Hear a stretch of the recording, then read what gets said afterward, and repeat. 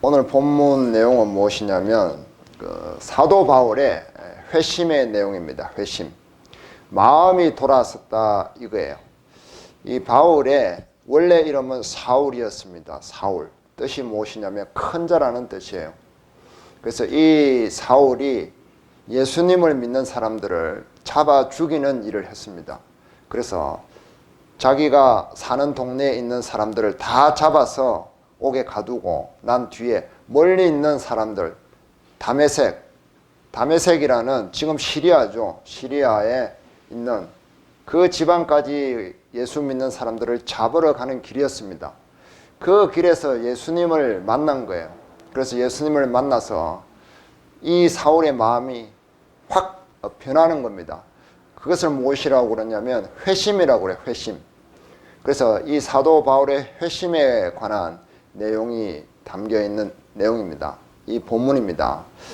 존 스토트라는 신학자는 이 사도 바울의 회심이 교회사에서 가장 유명한 회심이라고 이야기를 했습니다. 그래서 이 사도행전 9장뿐만 아니라 22장, 26장 이 사도행전에서만 해도 3번이 나옵니다. 바울의 회심에 대해서. 성경에서 3번을 이야기한다는 것은 완전히 강조를 한다는 뜻을 가지고 있습니다. 그래서 모세가 이스라엘 백성들에게 출애굽해서 광야에서 3번의 설교를 하죠. 그들이 이스라엘 땅에 들어가서 어떻게 살아야 될 것에 대해서 3번의 설교를 하는 것과 같은 이치입니다. 그래서 이 3이라는 숫자가 성경에서는 굉장히 중요한데요. 또 사도행전뿐만 아니라 사도 바울이 나중에 자기 자신이 쓴 서신서, 갈라디아서, 고린도전서, 고린도후서, 빌립보서 이런 곳에도 자기의 이 회심에 대해서 이야기를 하고 회고를 합니다. 그래서 이 사도 바울의 회심의 내용은 성경에서 굉장히 중요한 신앙적인 그런 가치를 가지고 있다고 보면 됩니다. 그리고 이 사도 바울의 회심의 내용이 우리의 것과 비교를 했을 때 어떻게 같고 또 어떻게 다른지 그런 것들을 알아야 봐야 되는 겁니다. 그러려면 먼저 이 회심하기 전에 사도 바울의 상태가 어떠했는지 우리가 먼저 알아볼 필요가 있습니다. 갈라디아서 1장 내가 이전에 유대교에 있을 때에 행한 일을 너희가 들었거니와 하나님의 교회를 심히 박해하여 멸하고 내가 내 동족 중 여러 영갑자보다 유대교를 지나치게 믿어 내 조상의 전통에 대하여 더욱 열심히 있었으나. 자, 14절에 보면 내가 이 동족 중 이스라엘 민족을 이야기하죠. 이 동족 중에서 영갑자보다 이 자기보다 나이가 엄청나게 12살 이상, 10살 이상 많은 그런 사람들보다 더 열심히 이 유대교라는 것을 믿었다는 거예요. 그래서 그 유대교의 전통에 아주 열심이었다는 거죠. 이 사람은 지금 이때만 해도 젊은 사람이었단 말이에요. 그렇게 해서 어떻게 했느냐면 13절에 보면 내가 이전에 유대교에 있을 때 행한 일을 너희가 들었거니와 하나님의 교회를 심히 박해하여 멸하고 예수를 믿는 사람들을 잡아서 전부 잡아 죽이고 사냥하는 그런 일을 했단 말이에요. 왜 그런 일을 했다고요? 유대교를 지나치게 믿어서 그 전통에 너무 열심이어서 그렇다는 거예요. 그러면 이 바울이 이렇게 유대교에 열심인 거 하고 그리스도인들을 죽이는 거 하고는 무슨 관계가 있어요? 자기만 열심히 하면 되지 왜 예수 믿는 사람들을 잡아서 죽이느냐 말이에요. 바울이 그리스도인들을 잡아서 죽일 수밖에 없는 이유가 뭐 있느냐 말이에요. 그게 무엇일까요? 우리가 성경 구절을 통해서 직접적인 그런 원인이 되는 그런 구절을 우리가 발견을 해 봐야 됩니다. 자, 신명기 21장 보겠습니다. 사람이 만일 죽을 죄를 범함으로 내가 그를 죽여 나무 위에 달거든 그 시체를 내 하나님 여호와께서 내게 기업으로 주시는 땅을 더럽히지 말라. 나무에 달린 자는 하나님께 저주를 받았음이니라. 자, 나무에 달린 자는 하나님께 어떻게 했다고요? 저주를 받은 자란 말이에요. 그래서 이 십자가에 사람을 매달려서 죽이는 죄가 가장 악질 죄인을 죽이는 형벌이란 말이에요. 하나님께서 그것을 인정하신 그런 천하의 죄인이다 이 말씀이잖아요. 그 말은 자기들이 하나님 말씀대로 하나님 율법대로 예수를 십자가에 못 박아 죽였는데 나중에 사람들이 자기들이 죽인 그 예수를 하나님이라고 부른단 말이에요. 그러니 유대교 입장에서는 예수를 하나님이라고 하는 사람들을 죽여요, 살려요? 죽여야죠. 당연히 죽여야 되는 겁니다. 마치 뭐와 같냐면, 자, 북한에서 김일성이 욕을 하다가 김일성한테 죽음을 당한 사람이 있습니다. 그런데 얼마 되는 사람들이 그 김일성이 욕을 하다가 처형을 당한 그 사람을 수령님이라고 부르는 거예요. 수령님이라고 받들면서 칭송하면서 부르면 북한 사람들이 그 사람을 놔둘까요? 죽일까요? 죽이겠죠, 당연히. 그렇기 때문에 당연히 그들이 용납할 수 없는 그런 사람들이 바로 예수 믿는 사람들인 겁니다. 그래서 그들을 죽일 수밖에 없었죠. 자, 그런데 사람을 죽이려면 뭐가 있어야 돼요? 힘이 있어야 되죠. 자, 북한 사람들이 김일성을 배신하는 사람들, 수령님을 거부하는 사람들을 잡아 죽일 수 있는 이유가 무엇입니까?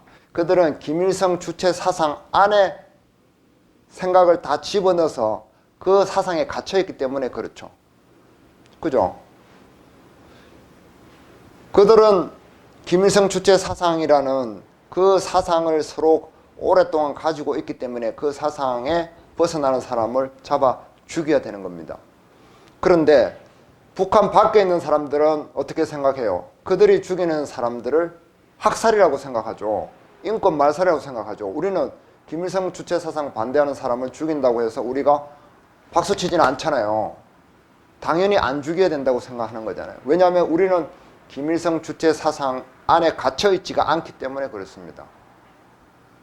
그래서 어떤 사상과 교리에 딱 갇혀있으면 그 갇혀있는 생각 때문에 사람들이 다른 사람을 심지어 죽이기까지 한단 말이에요. 그래서 어릴 때에 또는 젊을 때에 어떤 사상이나 교리를 접하는 것은 굉장히 중요한 이유가 됩니다. 자, 북한 사람들이 100년도 안 된 그런 사상을 가지고 있는데도 불구하고 사람들을 막 죽이는데 유대인들은 오랜 전통을 가지고 있습니다. 그렇기 때문에 얼마나 더 그들은 그 유대교라는 사상에 찌들려 있겠어요. 그래서 자기들이 오랜 기간 동안 이 유대교 사상이 한 번에 그냥 만들어진 게 아니에요. 누가 이렇게 싹 적어낸 게 아니란 말이에요. 오랜 기간 동안 연구하고 또 다듬고 보완하고 또 보완하고 그렇게 해서 만들어낸 그들의 작품이었습니다.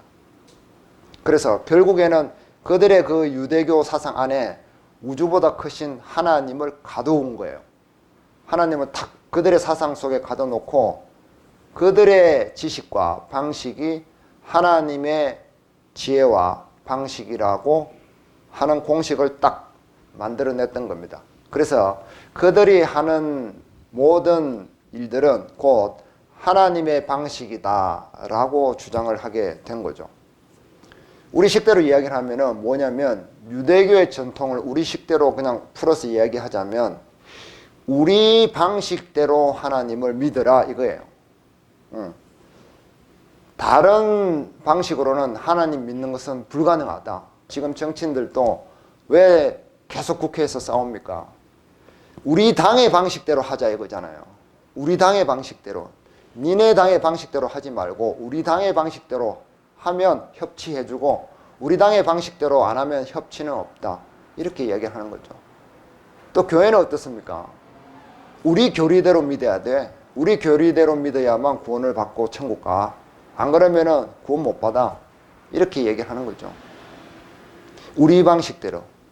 왜 자꾸만 우리 방식, 내 방식대로를 자꾸 이야기하느냐면 사람은 이기적이기 때문에 다른 사람의 방식대로 따라주려면 내가 힘들어요. 그래서 다른 사람을 내 방식에 자꾸만 맞추려고 하는 겁니다. 싸우는 겁니다. 예를 들면 제가 이발을 하잖아요.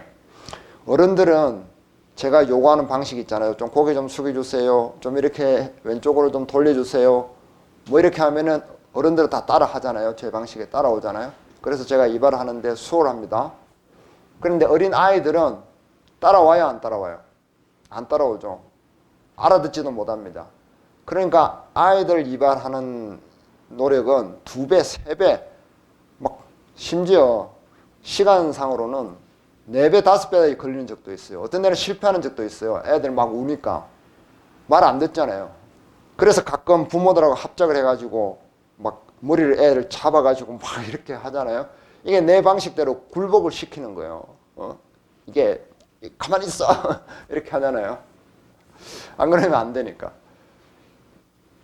그렇게 해서 자꾸만 사람들을 내 방식으로 자꾸만 끌어와서 내 지식에 나의 어떤 스타일에 맞추려고 한단 말이에요. 그러니까 여기저기서 세상 온 사방에서 꽹과리 소리가 나는 겁니다. 서로의 방식이 충돌하는 소리들이 꽹과리처럼 들리는 겁니다. 자, 로마 신화에 프로크루테스라는 이런 악당 신이 하나 있었습니다. 이놈은 이 산중에서 탁 산적처럼 길을 막고 사람들을 잡아요. 잡아가지고 이 프로크루테스가 뭘 가지고 있느냐면 침대를 가지고 있어요. 침대. 쇠 침대. 그래서 자기 붙들은 사람을 딱 침대에 딱 눕힙니다. 눕혀가지고 이 붙잡은 사람의 키가 자기 침대 사이즈하고 딱 맞으면은 살려줘요. 그런데 만약에 이 침대보다 키가 크잖아요.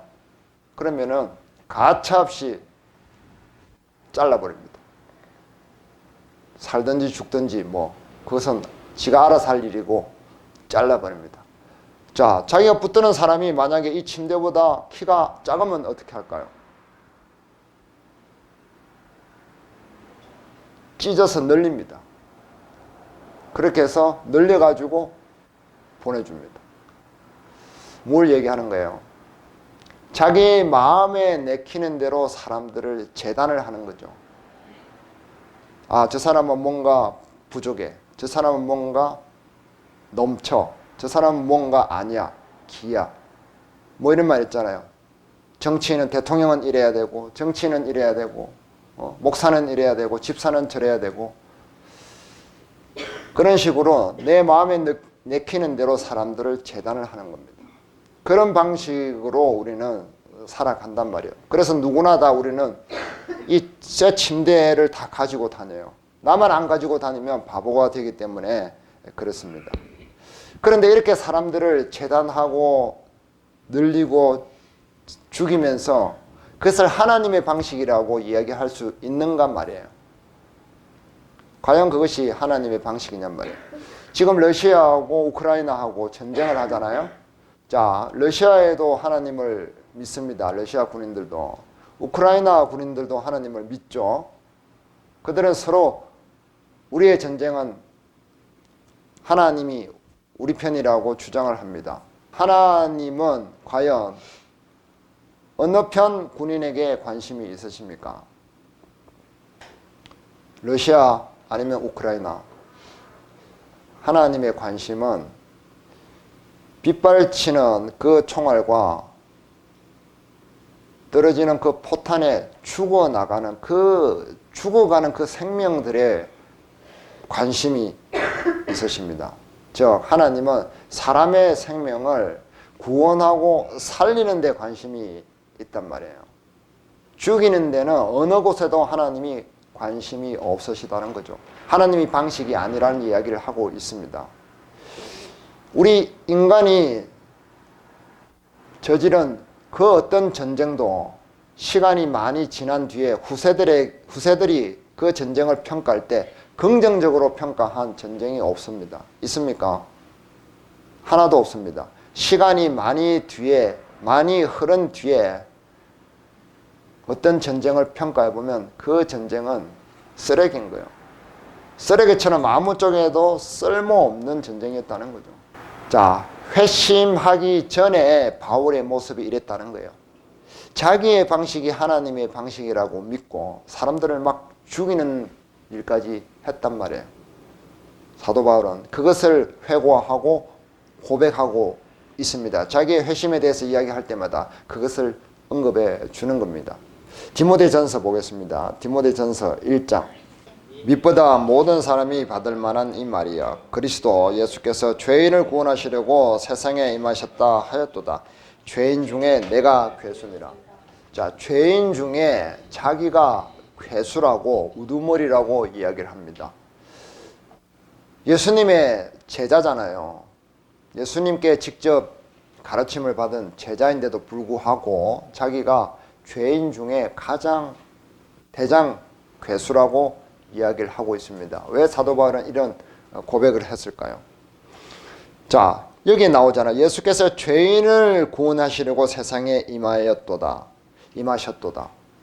예수님은 죄인조차도 구원하시고 살리려고 이 세상에 오셔서 어려움을 다 이겨내시고 그 일을 하셨습니다.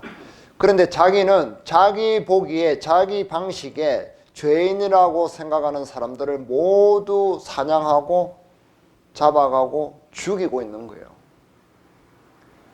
그러니 자기가 자기 한 짓을 왜 그렇게 했는지 나중에 알고 보니까 자기가 죄인 중에 괴수인 거예요.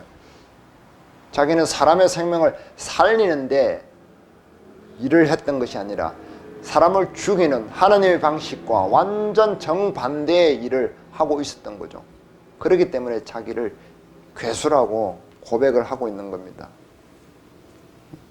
13절 보세요. 13절에 그 이유가 나오잖아요. 내가 전에는 비방자요. 비방을 했습니다. 유대교를 믿지 않는 사람들. 박해를 했습니다. 폭행자였습니다. 도리어 긍휼을 입은 것은 내가 믿지 아니할 때에 알지 못하고 행하였습니다. 몰랐단 말이에요. 회심 전에는 몰랐던 거예요. 그 회심하고 난 뒤에 예수님께 가르침을 받아보니까 그 이유를 알게 된 겁니다. 그래서 15절에서 나는 이 죄인 중에 괴수라고 고백을 하고 있습니다. 그래서 회심 후에 바울은 어떻게 변했느냐, 그 내용 또한 자기 스스로 이야기를 하죠. 고린도전서 9장 보겠습니다. 자유로나 스스로 모든 사람에게 종이 된 것은 더 많은 사람을 얻고자 함이라.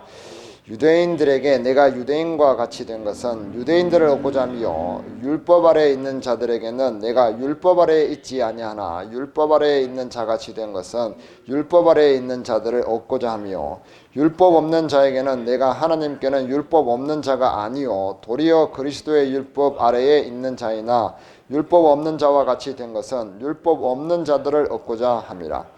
약한 자들에게 내가 약한 자와 같이 된 것은 약한 자들을 얻고자 함이요 내가 여러 사람에게 여러 모습이 된 것은 아무쪼록 몇 사람이라도 구원하고자 함이니. 회심 후에 사도 바울은 이렇게 바뀌는 겁니다. 자기만의 지식과 사상에 빠져서 자기만의 방식 외에 모든 사람들을 잡아 죽이는 것이 아니라 모든 사람들의 모양으로 유연한 태도로 바뀌는 겁니다. 자기는 이제 그리스도인이 되었잖아요. 그런데 자기가 옛날의 모습이었던 유대인의 모습, 그들을 만나면 그들의 모습처럼 대하여 줍니다. 그리고 예수님의 법을 지키지 않는 그런 죄인들을 만나면 그 사람들과 같이 맞춰서 이야기를 해주는 겁니다. 약한 사람들, 죄를 안 지을 수 없는, 죄를 이기는 힘이 없는 그런 약한 사람들, 그런 사람들에게는 그런 사람들의 모양과 같이 이해해주고 그들의 방식으로 다가가서 대화해주고 생활을 하는 겁니다. 그래서 예수님처럼 창녀나 세리나 자기를 죽이려고 칼이나 창이나 망치를 들고 오는 사람들을 섬기고 종이 되었다고 하는 거예요. 여기 보세요. 19절에 내가 모든 사람에게서 자유로우나 스스로 모든 사람에게 종이 된 것은 종이 되었다는 거예요. 그 사람들 비율을 맞춰준 것이 아니라 그 사람들을 섬겼다는 거죠. 그렇게 바뀌었다는 겁니다. 회심 전에 바울이 아니라 회심 후에 바울은. 이 모습을 오늘의 관점에서는 이 부분에 초점을 맞춰서 살펴보는 겁니다. 자, 그러면 우리가 생각을 한 개 해보자고요. 그러면 나만의 방식을 가지는 것이 나쁜 것인가? 지금까지 얘기는 꼭 내 방식을 고집하는 것이 나쁘게만 들리잖아요. 그럼 꼭 나만의 방식을 가지고 있는 것이 나쁜 것인가? 어떻게 생각하십니까? 나는 내가 자라나서 보고 배우고 체험하는 그 범위 안에서 생각할 수밖에 없어요, 사실은. 그죠? 다른 사람의 상황 속에서 나는 생각을 할 수가 없단 말이에요. 그렇기 때문에 이 지구상의 모든 사람은 모두 다 자기만의 방식을 가질 수밖에 없습니다. 그렇죠? 그런데 뭐가 문제냐면 나의 고유의 방식을 가지는 것은 좋은데 다른 사람의 방식과 충돌을 하면 안 된다는 얘기를 하는 거죠. 건강해야 된다는 말이에요. 건강하고 평화로워야 된다. 내 방식은 이런데 당신의 방식은 저렇군요. 나는 이 방식을 좋아하는데 당신은 저 방식을 좋아하는군요. 당신의 방식에 대해서 내가 좀 더 알기를 원합니다. 라는 태도를 가져야 된다는 거죠. 그리고 도저히 서로 공존할 수 없는 방식이 안 맞을 때는 헤어져야 되잖아요. 헤어질 때도 평화롭게 헤어져야 된다는 이야기를 하고 있습니다. 꼭 우리는 서로 방식이 안 맞으면 어떻게 해요? 싸우고 헤어지잖아요. 그러면 안 된다는 거죠. 그래서 아브라함도 자기 조카 롯과 헤어질 때 평화로운 방식을 썼잖아요. 요셉도 마리아와 정혼을 했는데 이 정혼한 마리아가 아이를 뺐다는 소리를 들었을 때 어떻게 했습니까? 조용히 끊고자 했어요. 사실은 자기와 약혼한 여자가 아이를 뺐다면 자기와 관계를 하지도 않았는데 아이를 뺐다면 그 율법으로는 돌에 맞아 죽여야 됩니다. 신고를 해야 돼요. 그런데 조용히 끊고자 했습니다. 아주 평화로운 방법으로. 이것이 건강한 방식이라는 거죠. 그래서 하나님의 방식은 평화롭지 않은 하나님의 방식은 없습니다. 어느 누구도 공격하고 싸우고 다투고 덤비면서 이것이 하나님의 방식이라고 이야기하는 것은 어불성설이라는 이야기를 하고 있습니다. 어떤 사람들은 또 나는 당신의 모든 사람들의 방식을 다 이해할 수라고 이렇게 오지랖이 넓으신 분들도 있잖아요. 사실은 그것도 허공을 맴도는 소리예요. 사실상 완전한 타산지석은 불가능합니다. 그래서 우리는 건강한 사고방식을 가져야 된다는 거죠. 그러기 위해서는 하나님의 방식을 배워야 된다는 거예요. 그래서 당신은 건강한 사고방식을 가지고 있군요 라는 소리를 우리는 들으면서 살기를 원해야 하는 겁니다. 자기 속에 자기 내면이나 자기 생활이 평화롭지 못한 사람들은 꼭 남들을 공격을 해요. 우리 어릴 때도 매일 막 싸우고 찢고 뽑고 하는 게 일이었잖아요. 학교 다닐 때도 친구들 매일 괴롭히고 못살게 굴고 막 도시락 뺏어 먹고 막 더럽게 하고 특히 그런 것이 심한 애들이 있었어요. 그런 애들 집에 가보면 집이 평화롭지가 않아요. 엄마 아버지 매 싸우고 그냥 뭐 집이 어지러져 있고 깨끗하지도 않고 그런 집에 사는 아이들이 대부분이었다는 거죠. 나한테 평화가 없으면 다른 사람을 공격을 하기 쉽습니다. 자기 생각에 탁 갇혀가지고 다른 사람을 공격을 하죠. 내가 평화로운데 다른 사람을 공격할 필요가 없잖아요. 그죠? 내 안에 평화가 크면은 다른 사람이 공격을 해도 가만히 있습니다. 맞대응을 하지 않습니다. 그것이 예수님이 주는 평화예요.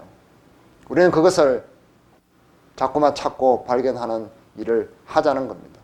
남의 사고방식을, 남의 방식을 인정하는 그런 건강한 방식을 가지고 있으면 다른 사람들에게 무엇을 제공하느냐면은 평화로운 메뉴를 제공을 합니다.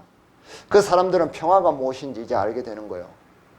아, 평화라는 것은 이런 거구나. 내가 저 사람한테 안 좋게 대했는데 저 사람이 나에게 부드럽게 대하네. 아, 이것이 평화구나 라는 것을 알게 되는 겁니다. 그러면 내 주변에 그 평화의 메뉴를 많이 맛본 사람들은 나에게 평화롭게 대해주잖아요. 그러면 나도 평화로움을 느껴요. 안정감을 느끼게 됩니다. 그러면 내 만족감이 높아지게 되고 내 자존감이 올라가게 되는 거예요. 이런 일들이 점점 사회로 퍼져나가면 어떻게 되겠어요? 세상에 수많은 기적이 일어나는 겁니다. 남의 사고방식을 인정하는 그 말 한마디 때문에 죽음에 충동해서 건짐을 받는 겁니다. 이 프랑스 신부 중에 피에르라는 신부가 있었어요. 이 신부님은 어떤 일을 하느냐면 집 없는 사람들, 그 사람들을 위해서 집을 지어주는 그런 일을 하는 분이었어요. 하루나 열심히 집을 뚝딱뚝딱 짓고 있는데 어떤 사람이 헐레벌떡 뛰어와가지고 신부님 큰일 났어요, 와보세요 하고 부르는 거예요. 그래서 신부님이 쫓아갔더니 한 사람이 죽으려고, 자살하려고 절벽에 있는 겁니다.